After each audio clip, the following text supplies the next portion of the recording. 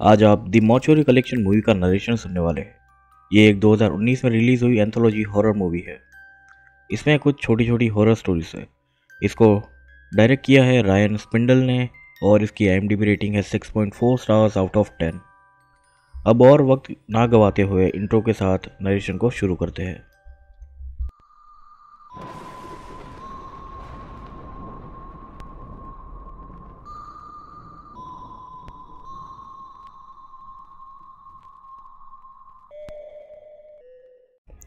Movie open होती है एक बच्चे को दिखाते हुए जिसका नाम बिल है और वो न्यूज़पेपर डिलीवर करता था। एक घर के आगे काफ़ी सारे न्यूज़पेपर पड़े थे जिन्हें उठाया नहीं गया था मकान मालिक द्वारा। वो घर में जाता है देखने के लिए। असल में ये घर एक मॉर्चुरी था। वो पहले उसका बेल दबाता है लेकिन कोई जवाब नहीं देता। फिर वो उसके पास जो कैमरा था उसकी मदद से वो लेटर होल से तस्वीर खींचने की कोशिश करता है। वो जैसे ही तस्वीर खींचता है उसे आंखें दिखाई देती है उसमें और वो डर जाता है। वो भागना चाहता था पर उसका कैमरा वहाँ पर फंस गया था। वो खींचता है निकालने को और दरवाजे का डोर नॉब मूव करता है। दरवाजे के खुलने से उसका कैमरा और वो गिर जाते हैं। अंदर से एक बूढ़ा आदमी आता है जिसे देखकर बिल काफ़ी डर जाता है और उठकर वहाँ से भागने लगता है। वो आदमी उससे कहता है कि वो अपना कैमरा ले जाए जो वहाँ पर भूल गया है, पर बच्चा पीछे मुड़ता है पर लेने जाने की उसकी हिम्मत नहीं थी और वो डर कर भाग जाता है। इस बूढ़े आदमी का नाम मोंटगोमेरी डार्क था और वो एक मोटिशियन था।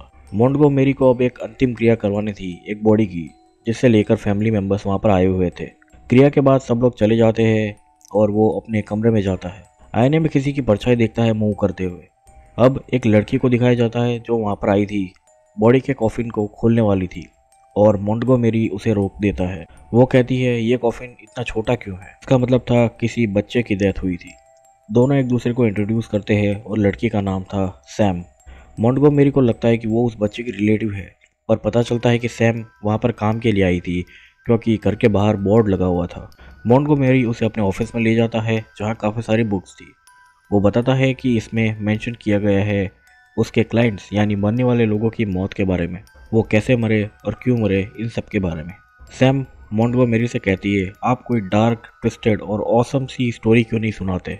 पहले तो वो मना करता है पर वो मान जाता है और अब शुरू होती है पहली स्टोरी, जिसमें एक लड़की को दिखाया जाता है जो एक पार्टी में थी। वो एक टॉयलेट में जाती है और लाइट्स की स्विच ऑन करती है। स्विच ऑन करते हुए उसके हाथ पे कुछ अजीब सा स्लाइमी सा चीज़ लग जाता है। वो अब टॉयलेट सीट पर जाकर बैठती है और एक डस्टबिन को खींचती है अपने पास। अब वो काफ़ी सारे वॉलेट्स निकालती है, मतलब ये एक चोर थी। वो वॉलेट्स में से सारे पैसे निकाल लेती है और वॉलेट्स को कचरे के डब्बे में डाल देती है। उसने एक पॉकेट वॉच भी चोरी की थी। वो उसे अपने कपड़ों में छुपा लेती है और फिर वहाँ से जाने लगती है। वो जा ही रही थी कि उसे वहाँ के मिरर के पीछे से कुछ आवाज़ आती है। वो उसे खोलने की कोशिश करती है पर वो लॉक था। वो एक छोटे चाकू की मदद से उसे खोलती है जिसके चलते उसकी उंगली कट जाती है। वो अपनी उंगली का खून रोकती है और तभी वो दरवाज़ा अचानक से बंद हो जाता है। वो अब उत्सुक थी देखने को कि उसके पीछे क्या है। वो दरवाजे को खोलने में काफ़ी ताकत लगाती है पर वो तब भी नहीं खुल रहा था। वो थोड़ी और कोशिश करती है और ऐसा लगता है जैसे कोई अंदर से उसे खींच रहा था। वो और ताकत लगाती है और आखिर वो खुल जाता है। वो अंदर देखती है तो चौंक जाती है क्योंकि अंदर एक अजीब क्रिएचर दिखता है जिसे देखकर वो डर कर तुरंत दरवाजे को बंद कर लेती है। वो क्रिएचर अब दरवाज़ा खोलने की कोशिश करता है और ये उसे रोके हुई थी। वो काफ़ी डरी हुई थी और उसे मदद के लिए किसी को बुलाना चाहती थी। वो तेज़ चिल्लाती है मदद के लिए, पर क्योंकि बाहर पार्टी चल रही थी तो काफ़ी शोर होने की वजह से शायद ही उसे कोई सुन पाता। थोड़ी देर वो दरवाज़ा पकड़े बैठी रहती है और उसे लगता है कि अब सब शांत हो गया है। वो धीरे से टॉयलेट के दरवाजे की तरफ बढ़ती है, पर अफसोस उसके कपड़ों में छुपाई वो पॉकेट वॉच गिर जाती है जिससे आवाज़ होती है। दरवाजे के पीछे से क्रिएचर की आवाज़ आती है और वो तेज़ी से दौड़ती है टॉयलेट के दरवाजे की तरफ उसे खोलने के लिए, लेकिन वो पहुंचे उससे पहले क्रिएचर उसे पकड़ लेता है और अपनी तरफ खींच लेता है। वो उसे उस छोटे से कैबिनेट जैसी जगह में से अंदर खींच लेता है जिसकी वजह से उसकी बॉडी ब्रेक हो जाती है और स्टोरी यहीं पर ख़त्म हो जाती है। अब मॉर्चुरी में सैम कहती है कि ये काफ़ी अच्छी स्टोरी थी लेकिन मैं कुछ बेहतर सुनना चाहती थी जिसमें कोई ट्विस्ट वगैरह हो जो काफ़ी आयरनिक हो। मॉन्टगोमेरी कहता है ये तो सिर्फ वार्म अप था, मेरे पास और भी स्टोरीज है। सारा अब कॉन्ट्रैक्ट साइन कर लेती है काम करने के लिए और मॉन्टगोमेरी उसे घर दिखाता है। दीवार पर एक तस्वीर भी थी मॉन्टगोमेरी और पिछले सारे मोटिशियंस की जो यहाँ पर रहा करते थे। अब दोनों मेन रूम में जाते हैं जहाँ अंतिम क्रिया की जाती है और जहाँ पर वो कॉफिन पड़ा था। सैम कॉफिन को देखती है और पूछती है कि इसकी क्या स्टोरी है और उसे खोलने की कोशिश करती है, पर मॉन्टगोमेरी उसे रोकता है और कहता है काफ़ी सारी स्टोरीज ऐसी है जिसे मैं खुद भी याद नहीं करना चाहता क्योंकि वो काफ़ी अनसेटलिंग है। कि तुमने सुना तो होगा दुर्घटना से देर भली, और अपनी अगली स्टोरी शुरू करता है। स्टोरी की ओपनिंग में हमें एक लड़का दिखाया जाता है जिसका नाम जेक है और वो स्टूडेंट्स को अनप्रोटेक्टेड सेक्स से दूर रहने को कहता है। उसने एक पार्टी ऑर्गेनाइज की थी जहां वो लड़कियों को बुलाता है। हाई स्कूल का नया साल था और यहाँ पर फ्रेशर्स आए हुए थे। पार्टी के ज़रिए वो उनसे मुलाकात हो सकती है और ये एक वजह थी कि उसने पार्टी ऑर्गेनाइज की थी। जेक एक फ्रेशर लड़की से मिलता है जिसका नाम सेंड्रा है और दोनों थोड़ी बहुत बातें करते हैं और जेक सेंड्रा को पार्टी पर बुलाता है और वहाँ से चला जाता है। सेंड्रा भी वहाँ से चली जाती है और कॉरिडोर में काफ़ी सारे मिसिंग लोगों की तस्वीरें लगी हुई थी। अब रात को पार्टी के समय सेंड्रा वहाँ पर आती है और जेक से मिलती है। दोनों एक कमरे में जाते हैं। सेंड्रा जेक से पूछती है तुमने स्कूल में लगे मिसिंग लोगों के बारे में कुछ जानते हो? जेक मना करता है। सेंड्रा कहती है तुम्हें अनजान लोगों से नहीं मिलना चाहिए, जैसे कि मैं, क्या हो अगर मैं कोई सीरियल किलर निकलूं? जेक ये बात हंसी में उड़ा देता है। सेंड्रा अपने पर्स से कुछ निकाल कर कपड़ों में छुपा देती है और फिर वो जेक के पास जाती है। अब दोनों फिजिकल हो उससे पहले सेंड्रा कहती है मेरे पास कुछ है और वो अपने कपड़े में छुपाई चीज़ को निकालती है। वो एक कॉन्डम था जिसे हाई स्कूल में बांटा जा रहा था। सेंड्रा जेक को उसे यूज़ करने को कहती है। पहले तो जेक मना करता है पर फिर वो मान जाता है, हालांकि बीच में वो उसे निकाल कर फेंक देता है। अब अगली सुबह जेक उठता है तो देखता है सेंड्रा वहाँ पर नहीं थी, पर उसने अपना नंबर छोड़ा था। जेक को अचानक पेट में दर्द होता है और वो उल्टी करता है। फिर वो खुद को आईने में देखता है तो उसे कुछ अजीब लग रहा था। उसका दोस्त आकर देखता है कि उसकी बॉडी पर कुछ रैशेस थे तो वो उसे डॉक्टर को दिखाने को कहता है। जेक कहता है कुछ खास नहीं है और फिर उसके दोस्त के जाते ही वो परेशान हो जाता है क्योंकि उसे समझ नहीं आ रहा था कि उसके साथ हो क्या रहा है। अब वो एक डॉक्टर के पास जाता है और डॉक्टर आकर उसके रिपोर्ट्स देखता है। उसकी रिपोर्ट्स को देखकर वो थोड़ा परेशान थे और कहते हैं कि शायद किसी और की रिपोर्ट्स यहाँ पर आ गई है। अब वो उसकी हार्ट बीट वगैरह चेक करता है और पेट की तरफ बढ़ते हुए उसे 2 हार्ट बीट सुनाई देती है और जैसे ही स्टेथोस्कोप उसके पेट के ऊपर आता है उसे अजीब क्रिएचर जैसी आवाज़ सुनाई देती है। डॉक्टर इस आवाज़ को सुनकर घबरा जाते हैं और वहाँ से हड़बड़ी में कुछ बहाना बनाकर चले जाते हैं। जेक को कुछ समझ नहीं आ रहा था।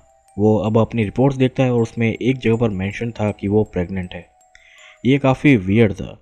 जेक कर जाता है और कॉन्ट्रासेप्टिव पिल्स खाता है, पर उसके खाते ही उसे उल्टी हो जाती है और पेट में दर्द होता है। वो महसूस करता है कि उसका पेट अचानक से बड़ा हो गया था, जैसे किसी प्रेग्नेंट व्यक्ति का हो। वो घबराया हुआ से सेंड्रा को कॉल करता है। वो उससे उसका एड्रेस मांगता है और जाने के लिए निकलता है। नीचे उसके दोस्त उसे रोकते हैं क्योंकि उन्हें कोई ट्रेडिशन करना था उनके फ्रेटर्निटी का और वो उसे रोक लेते हैं। जेक को बहुत दर्द हो रहा था पर कुछ कर नहीं सकता था, ना किसी को वो बता सकता था। उसके दोस्त उसे चेयर पर उठाते हैं और उसी दौरान उसका वाटर ब्रेक होता है और ये काफ़ी ग्रोस सीन था। उसके दोस्त उसे उतार देते हैं और वो अपनी कार लेकर सेंड्रा के घर जाता है। सेंड्रा के घर पर उसके डैड और मॉम भी थे। उसकी मॉम उसे एक टेबल पर लिटाती है डिलीवरी के लिए। सेंड्रा वहाँ आती है और जेक पूछता है कि तुमने मेरे साथ क्या किया। सेंड्रा कहती है मुझे लगा तुमने प्रोटेक्शन पहना होगा। जेक कहता है मैंने वो निकाल दिया था। सेंड्रा किसी से फ़ोन पर बात करने चली जाती है। जेक सेंड्रा की मॉम से पूछता है कि ये बाहर कैसे आने वाला है। वो कहती है जहाँ से अंदर गया था वहीं से बाहर आएगा। और फिर क्या था, उसके पेट में जो था वो निकल जाता है और उससे जेक की मौत हो जाती है। सेंड्रा की मॉम उस बच्चे को ब्लैंकेट में लपेट कर एक कमरे में रख देती है। वो कमरे से जा रही थी कि एक टॉय पर उसका पैर पड़ता है और उसकी आवाज़ से वहाँ काफ़ी सारे बच्चों के रोने की आवाज़ आती है और एक क्रिएचर का अजीब हाथ दिखता है और इसी के साथ स्टोरी एंड हो जाती है। अब मॉर्चरी में सैम कहती है ये बहुत ही अच्छी स्टोरी थी, उसे काफ़ी पसंद आई। इसमें सब कुछ था, बेहद रोमांचक थी। मॉन्टगोमेरी दूसरे कमरे में जाता है और जाते हुए सैम को कहता है कि कुछ भी छूना मत। सैम को कॉफिन के अंदर से कुछ आवाज़ आती है। वो कान लगाकर सुनने की कोशिश करती है। वो कॉफिन मूव करने लगता है। असल में वहाँ एक मैकेनिज्म था जिसकी मदद से कॉफिन नीचे जा रहा था, जिसे मॉन्टगोमेरी ने ऑपरेट किया था। अब मॉन्टगोमेरी सैम को एम्बॉल्मिंग रूम दिखाता है जहाँ लाशों को प्रिजर्व किया जाता है रसायनों की मदद से।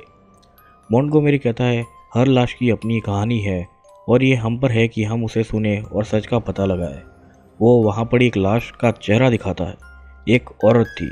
सैम उसे देखती है और वो काफ़ी अच्छी कंडीशन में लग रही थी। मॉन्टगोमेरी कहता है डिटेल्स पर ध्यान दो। उसकी बॉडी पर एक निशान था और उसके चेहरे पर मैग्नीशियम के होने का पता चलता है, जो उस समय साइकियाट्रिक पेशेंट्स को ट्रीट करने में यूज़ किया जाता था। उसके हाथ में एक रिंग भी थी, मतलब वो मैरिड थी और उस रिंग पर लिखा था जब तक मौत हमें जुदा ना कर दे। इसी के साथ शुरू होती है अगली कहानी। ये स्टोरी है कैरल और वेंडल की। दोनों की शादी होते दिखाई जा रही है। शादी करते वक्त ओथ ली जाती है कि दोनों एक दूसरे के साथ रहेंगे, अच्छे स्वास्थ्य में या बीमारी में, और जब तक मौत उन्हें जुदा ना करे। कैरल इस ओथ पर हाँ करती है और फिर वेंडल की बारी आती है और कैरल में बदलाव दिखता है, जैसे वो सड़ रही हो और वो वेंडल को देखकर चीखती है और वेंडल सपने से उड़ जाता है। अब कैरल को दिखाया जाता है जो बहुत बीमार थी और वेंडल उसका ख्याल रखता था। कैरल वेंडल को पास बुलाकर उसके कान में कुछ कहती है, जिसे सुनकर वेंडल परेशान दिखता है। अब वेंडल बाहर से वापस बिल्डिंग में आता है ग्रोसरी लेकर और उसे नीचे एक रेसिडेंट मिलती है जो उससे पूछती है तुम कभी क्रूज पर गए हो? जैक कहता है नहीं, मुझे कैरल का ख्याल रखना होता है। वो औरत कहती है जब मेरा हस्बैंड थे मैं कहीं नहीं जा पाती थी, लेकिन उसके जाने के बाद मैं फ्री हूँ, एन्जॉय करती हूँ। वो औरत बहुत बातें करती थी तो वेंडल उसके साथ एलिवेटर में जाना अवॉइड करता है। वेंडल कैरल के लिए खाना बनाता है जो बेसिकली उसे लिक्विड फॉर्म में देना पड़ता था। ये वेंडल का रोज़ का हो चुका था। रोज़ वो एक ही चीज़ें करता रहता था, उसका ख्याल रखना और उसके लिए खाना बनाना वगैरह। अगले दिन डॉक्टर आता है कैरल के चेकअप के लिए। वेंडल पूछता है वो कैसी है, तो डॉक्टर बताते हैं कि उसके वाइटल्स स्टेबल है। वेंडल पूछता है उसके पास कितना समय है, तो डॉक्टर कहता है 1 साल या उससे भी ज़्यादा हो सकता है। वेंडल इस बात को सुनकर मायूस हो जाता है, इसलिए नहीं कि वो मरने वाली है, पर इसलिए कि उसे 1 और साल या उससे भी ज़्यादा ख्याल रखना होगा उसका, जो वो काफ़ी समय से कर रहा है। और देखा जाए तो उसकी ज़िंदगी में कुछ नहीं बचा था सिर्फ कैरल का ध्यान रखने के अलावा, उसको खिलाने, दवाई और डॉक्टर्स के बिल भरने के अलावा। उसकी स्थिति को देखते हुए डॉक्टर कहता है मेरे पास तुम्हारे लिए कुछ है। वो उसे एक पेन रिलीवर मेडिसिन देता है। वो कहता है अगर कैरल 24 घंटे में इसके 2 डोज ले ले तो ये जानलेवा हो सकती है, और इस दवाई का कोई ट्रेस भी नहीं मिलता बॉडी में। अब रात को वेंडल कैरल को डिनर टेबल पर लाता है और बिठाता है और कहता है कि वो उसके लिए एक प्रेजेंट लाया है। वो एक मेटल का खरगोश लाया था, एक स्कल्पचर था जो कैरल को पसंद था। वो उसे उसके पास रखता है टेबल पर। वेंडल कहता है मैं सब अकेला नहीं कर सकता, मैं थक गया हूँ। मैं चाहता हूँ तुम मुझे कोई साइन दो जिससे मुझे पता चले कि तुम यहाँ हो मेरे साथ। कैरल कोई हालत में नहीं थी कि कुछ भी साइन दे। वेंडल अब फ्रस्ट्रेट होकर वो दवाई निकालता है और उसे कैरल के खाने में मिला देता है। वो उसे खिलाता है और खाना खत्म होने पर अचानक से कैरल का हाथ थोड़ा मूव करता है, जिसे वेंडल देखता है। वो कैरल को देखता है और कैरल का हाथ उसके हाथ को पकड़ लेता है। वेंडल को रियलाइज़ होता है कि उसने गलती कर दी उसे दवाई देकर। वो उस खाने को निकालता है उसके पेट से जिसमें दवाई थी और उसे चेयर पर बिठा देता है और रिग्रेट करने लगता है, क्योंकि कैरल की बॉडी में जान नहीं थी, उसे चेयर पर बांधकर बिठाना पड़ता था। वेंडल ने चेयर के स्ट्रैप को निकाल दिया था उसका खाना बाहर निकालने के लिए और उसे लगाना भूल गया था, जिस वजह से कैरल का सर टेबल से टकराता है। वेंडल उसका सर उठाता है तो उसके सर में वो मेटल का स्कल्पचर घुस गया था और वो लगभग मर गई थी, जिसे देखकर वेंडल काफ़ी घबरा जाता है।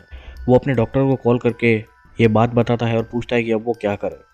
डॉक्टर कहता है तुम उस बॉडी को अपार्टमेंट से निकाल दो और समुद्र में फेंक दो और प्रार्थना करो कि कोई शार्क अपना काम कर दे। वेंडल एक संदूक लेता है जिसमें कैरल का वेडिंग ड्रेस था और उनका वेडिंग एल्बम था। वो कैरल को उसमें डालता है पर उसकी टांगें बाहर रहती थी।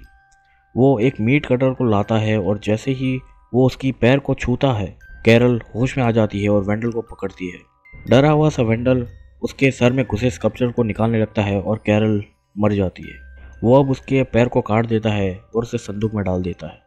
वो अब संदूक को एलिवेटर में ले जाता है, पर उसका एक नेबर उस एलिवेटर को रोकने को कहता है। हालांकि वेंडल नहीं चाहता था कि वो अंदर आए, इसलिए वो बटन को दबाता है बार बार ताकि एलिवेटर बंद हो जाए। वो नेबर उस पर गुस्सा करता है ऐसा करने के लिए और उसकी तरफ बढ़ता है और एलिवेटर का दरवाज़ा बंद हो जाता है और उसका हाथ उसमें फंस जाता है। एलिवेटर अब नीचे जाने लगती है, पर अचानक झटके से वो बीच में ही रुक जाती है। वेंडल दरवाजे को खोलने की कोशिश करता है तो उसकी आवाज़ सुनकर वो आंटी उसे सुन लेती है और उसके पास आती है। वो कहती है, क्या एलिवेटर रुक गई है? खैर, अगर ऐसा हुआ है तो मुझे पुलिस को बुलाना होगा ताकि कोई परेशानी ना हो। वेंडल उसे मना करता है पर वो फिर भी चली जाती है। वेंडल अपना हाथ गुस्से में दरवाजे पर पटकता है तो उस पर खून लग जाता है। वो देखता है तो एलिवेटर में काफ़ी खून था। वो उसे एक कपड़े की मदद से साफ करने की कोशिश करता है पर कोई भी फर्क नहीं पड़ता। वो एलिवेटर में एक शाफ्ट देखता है और उसे खोलने की कोशिश करता है, पर वो उसे खोलते हुए गिर जाता है। गुस्से में अब वो अपनी वेडिंग रिंग निकालकर फेंकता है और कहता है कि अच्छा होता अगर मैं तुमसे शादी ना करता। इतना कहते ही उसे संदूक में से कैरल के रोने की आवाज़ आती है। वो उसे खोल के देखने ही वाला था कि एलिवेटर तेज़ी से नीचे जाने लगती है।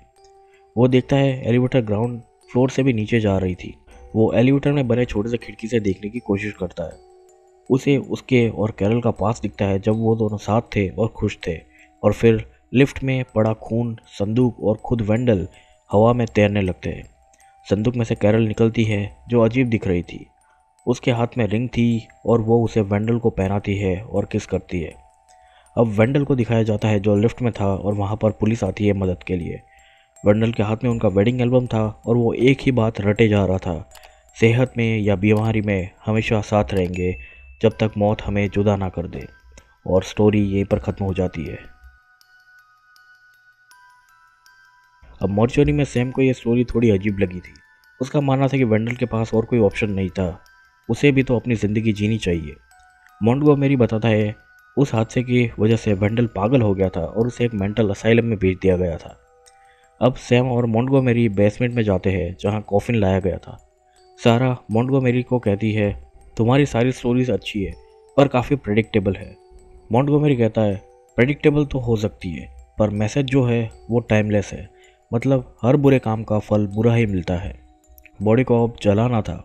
तब सैम कहती है मैं यहाँ जॉब के लिए नहीं आई, मैं यहाँ इसके लिए आई हूँ।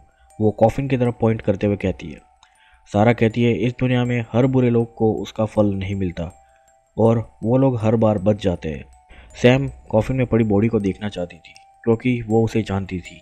अब सैम कहती है कि वो मॉन्टगोमेरी को उसकी यानी लोगन जो कि कॉफिन में है उसकी स्टोरी सुनाना चाहती है। और अब शुरू होती है अगली स्टोरी। सैम एक बेबी सिटर थी और वो एक रात लोगन को बेबी सिट कर रही थी जिसके पेरेंट्स बाहर गए हुए थे। सैम टीवी देख रही थी और फिर लोगन के पेरेंट्स का कॉल आता है और कहते हैं कि उन्हें आने में देर हो जाएगी। सैम अब किचन में जाती है कुछ खाना बनाने के लिए और बाहर टीवी चल रहा था। मूवी के बीच में एक न्यूज़ दिखाई जाती है कि मेंटल असाइलम में पावर फेलियर से सिक्योरिटी सिस्टम ख़राब हो गया है और वहाँ लोग बाहर भाग गए हैं और काफ़ी दंगे भी हुए हैं। अब टीवी पर असाइलम की खबर दिखाई जाती है जहाँ दो पुलिस ऑफिसर जानकारी दे रहे थे। अब इनमें से एक चेहरा काफ़ी जाना पहचाना था। वो वेंडल था जिसे हमने पिछली स्टोरी में देखा था।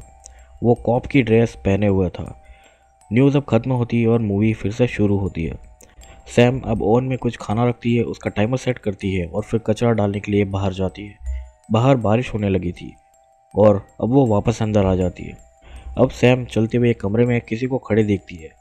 इस आदमी के सर पर चोट लगी थी और काफ़ी खून बह रहा था। सैम बिना आवाज़ किए किचन में जाती है और ड्रॉअर में से चाकू निकालती है। वो जाने के लिए पीछे मुड़ती है तो वो आदमी वहीं पर खड़ा था जिसे देखकर सैम डर जाती है। वो आदमी कहता है मुझे मदद चाहिए। सैम उसके सर को एक कपड़े से पोंछती है खून रोकने के लिए। वो खून पोंछ रहा था तभी घर का टेलीफोन बजता है। सैम उसे उठाने जाने वाली थी तो वो आदमी उसे रोकता है पर फिर उसे छोड़ देता है और माफ़ी मांगता है। फ़ोन की घंटी बजना बंद हो जाती है। फ़ोन पर जो औरत थी वो मैसेज छोड़ती है कि फ़ोन तुम क्यों नहीं उठा रही। वो बताती है कि असाइलम से एक व्यक्ति भागा है और ये वही व्यक्ति है जिसने काफ़ी सारे बच्चों को मारा है। वो सैम को दरवाज़ा और खिड़की लॉक करने को कहती है। वो आदमी भी इस मैसेज को सुनता है। सैम को शक होता है कि ये वही है। वो आदमी फ्रिज पर लगे स्केचेस को देखता है और टॉय भी देखता है जिससे पता चलता है कि घर में कोई बच्चा है। सैम उसका हाथ उठाकर मीट श्रेडर में डालती है और उसे क्रश करती है। वो फिर एक बार हमला करने के लिए जाती है तो वो आदमी उसे लात मारकर गिरा देता है और अपना हाथ श्रेडर में से निकालता है। सैम उस पर चाकू से हमला करती है पर वो बच जाता है और सैम को गिरा देता है। बाहर फ़ोन की घंटी बज रही थी तो ये किलर उसे उठाता है और दर्द से चीखता है। सैम उस पर फिर से हमला करती है। हाथापाई में वो किलर सैम को एक कांच के टेबल पर गिरा देता है। अब वो किलर ऊपर जाने लगता है जहाँ पर लोगन का कमरा था। सैम को अब होश आता है और वो एक रॉड लेकर उस कमरे की तरफ जाती है। कमरे में लोगन नहीं था और वो किलर पूछता है कि बच्चा कहाँ है। सारा एक कपबोर्ड की तरफ देखती है जहाँ लोगन यूजुअली छुपता होगा या फिर छुपा होगा। कमरे की लाइट्स अचानक बंद हो जाती है और दोनों में फिर लड़ाई होती है। किलर सैम को मारता है। लाइट्स अब फिर आ जाती है और देखते हैं कि सैम कमरे में नहीं थी। सैम रेंगते हुए बाहर कॉरिडोर में चली गई थी। किलर उसे पकड़ता है और पूछता है कि बच्चा कहाँ है। घर के ओनर्स भी वहाँ पर आ चुके थे और दरवाज़ा खोलने की कोशिश कर रहे थे। किलर सैम का गला दबाता है और उससे पूछता है बच्चे के बारे में। सैम कहती है तुम किलर नहीं हो। वो किलर अचानक से रुक जाता है और कहता है कि हाँ मैं किलर नहीं हूँ। मौका देखकर सैम किलर को धक्का देकर नीचे गिरा देती है। घर के ओनर्स पीछे की तरफ से जाते हैं अंदर आने के लिए। सारा कमरे में पड़ा टीवी उठाकर उस पर फेंकती है और कहती है तुमने मेरा डिनर खराब कर दिया और उसे मार देती है। घर के ओनर्स अब अंदर आते हैं और बॉडी को देखते हैं। वो टीवी हटाकर देखते हैं और उसकी वाइफ पूछती है कि कौन है। हस्बैंड कहता है ये तो बेबी सिटर है। अब उसी टीवी पर न्यूज़ दिखती है और जिसमें बताया जाता है कि असाइलम से जो पेशेंट मिसिंग है उसका नाम कैरोलेट गिब्सन है, जो बॉगी बे टूथ फेरी के नाम से भी काफ़ी मशहूर थी। गिब्सन पे 12 मर्डर और कैनिबलिज्म के चार्जेस थे। इंसान के द्वारा इंसान के मांस को खाए जाने को कैनिबलिज्म कहा जाता है। खैर, वाइफ अपने बच्चे को देखने के लिए ऊपर जाती है और हस्बैंड किचन में जाता है।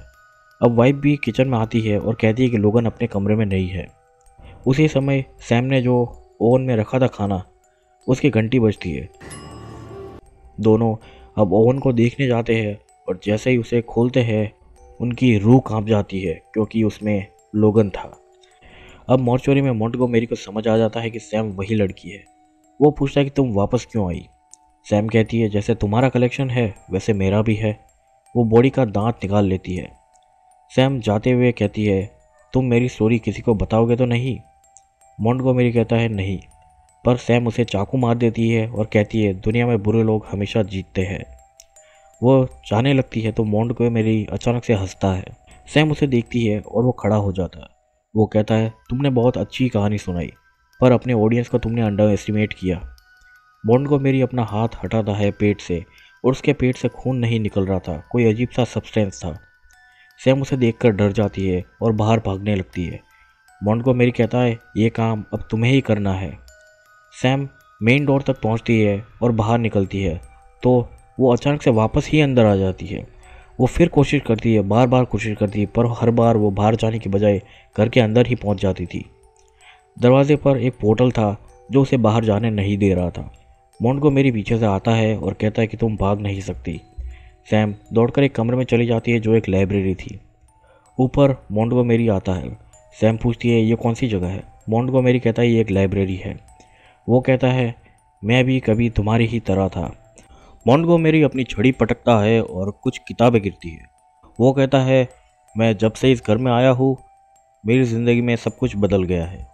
वो और बताता है कि सदियों से ये कहा जाता है कि स्टोरी टेलर का काम है लोगों को बताना कि हर एक्शन एक लहर को जन्म देती है और हर कहानी का एक नतीजा होता है। और तुम जानकर सरप्राइज हो जाओगी कि तुम्हारी कितनी स्टोरीज इस लाइब्रेरी में है। लाइब्रेरी की लाइट्स बंद हो जाती है और गिरी हुई किताबें खुलती है। उसमें उसी के गुनाहों की कहानियाँ थी। किताबें जलने लगती है और उसमें से बच्चों की बॉडीज़ निकलती है। मोंटगोमेरी कहता है मैंने कहा था कोई अपनी किस्मत से भाग नहीं सकता। सैम कहती है मैं अपनी किस्मत खुद लिखती हूँ और मैं ही डिसाइड करूँगी मेरी स्टोरी कैसे एंड होगी। मोंटगोमेरी कहता है तुम्हारी स्टोरी तो अभी शुरू ही हुई है। बच्चों की बॉडीज आकर उसे खाने लगती है। सैम दर्द से चीखती है और वो मर जाती है। एक बॉडी अपना दांत वहाँ से उठाती है और उसे लगा लेती है। अब मोंटगोमेरी को दिखाया जाता है जो किसी बॉडी को स्टिच कर रहा था। फिर वो मॉर्चुरी का मेन गेट खोलता है और वहाँ से बाहर निकलता है। वो एक्चुअली में बाहर निकल पा रहा था, मतलब वहाँ अब वो पोर्टल नहीं था या वो आज़ाद हो चुका था। वो और आगे बढ़ता है और अचानक फट जाता है और घर के अंदर सैम उठती है। मतलब मॉन्टगोमेरी सैम की बॉडी को स्टिच कर रहा था। अब सैम मॉर्चुरी को संभालने की जिम्मेदार थी जब तक उसे कोई और नहीं मिल जाता। अब हमें घर के बाहर हेल्प वांटेड का बोर्ड गिरा हुआ दिखता है और फिर सैम को दिखाया जाता है। उसके सामने चेयर पर मूवी की ओपनिंग में दिखाया गया बच्चा बिल बैठा था। वो कहता है मुझे अब जाना चाहिए। तो सैम कहती है इतनी जल्दी क्या है, मैं डिनर बनाने वाली हूँ। और घर का दरवाज़ा बंद हो जाता है और इसी के साथ मूवी भी एंड हो जाती है।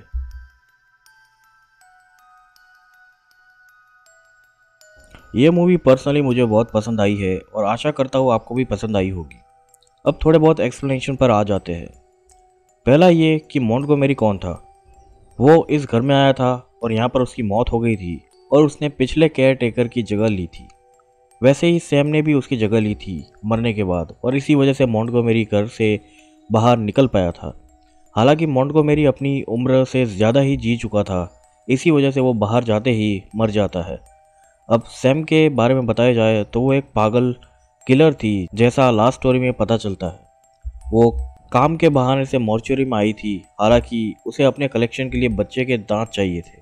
फिर वो दिखावे के तौर पर कॉन्ट्रैक्ट साइन कर लेती है, जिसके चलते वो घर से अब नहीं निकल सकती थी। काफ़ी सारे लोगों को डाउट्स हो सकता है लास्ट स्टोरी को लेकर। उसमें दिखाया गया था जैसे सैम बेबी सीटर है, लेकिन ऐसा नहीं था। बेबी सीटर तो वो आदमी था जिसे हम लोग किलर समझ रहे थे। बेबी सीटर शायद बाहर गया हुआ था और असाइलम से लोग निकल भागे थे और उनकी वजह से उसे चोट लगी थी। वो घर आकर सैम को देखता है और उसे लगता है कि कोई असाइलम से छूट पागलों से बचकर यहाँ पर आया है बचने के लिए। फ़ोन पे जो मैसेज आया था वो असल में सैम के बारे में था, जिसका असली नाम और गुनाह स्टोरी के एंड में बताया जाता है टीवी पर। लोगन के कमरे में ये आदमी यानी कि बेबी सीटर जाता है और फिर वहाँ पर सैम आती है और वो बेबी सीटर पूछता है कि लोगन कहाँ है। तो उसे शक था कि सैम ने उसे कुछ किया था, क्योंकि ऑब्वियसली वो बेबी सीटर था और सैम एक अनजान व्यक्ति। सैम किलर है और ना कि वो आदमी। इस बात का एक सटल रेफरेंस स्टोरी में मिल जाता है जब वो आदमी सैम को मारता है, उसका गला दबाता है और सैम कहती है कि तुम किलर नहीं हो, जिस पर वो आदमी उसका गला दबाना छोड़ देता है। इस मूवी के एंड को एक्सप्लेन करूँ तो वहाँ बिल को दिखाया जाता है, जिसे हमने शुरुआत में न्यूज़पेपर डिलीवर करते हुए देखा था। मतलब यहाँ वो पॉसिबली काम करने के लिए आया था जिसका बोर्ड बाहर लगा था। एंडिंग से पहले वो जाने की बात करता है और सैम उसे रोकती है कहते हुए कि वो डिनर बनाने वाली है। याद होगा कि सैम एक कैनिबल थी, तो वो उसे मारकर खाने वाली थी। मुझे तो यही लगता है। और ये भी पॉसिबल है कि बिल ही मॉर्चुरी का अगला केयरटेकर बनेगा। खैर, मूवी से रिलेटेड या किसी स्टोरी से रिलेटेड कोई परेशानी या प्रश्न हो तो आप लोग कमेंट सेक्शन में पूछ सकते हैं, या फिर एंडिंग से रिलेटेड कोई और थियरी हो आपके पास तो वो भी हम सबके साथ शेयर कर सकते हैं। इस वीडियो में फ़िलहाल इतना ही था और जाते हुए मैं आपसे गुजारिश करता हूँ कि आप लोगों को ये वीडियो पसंद आई हो तो इसे लाइक करें और हो सके तो चैनल को सब्सक्राइब कर ले। आप लोगों से फिर मिलूंगा एक नए वीडियो के साथ। And till then be safe, stay healthy and good bye.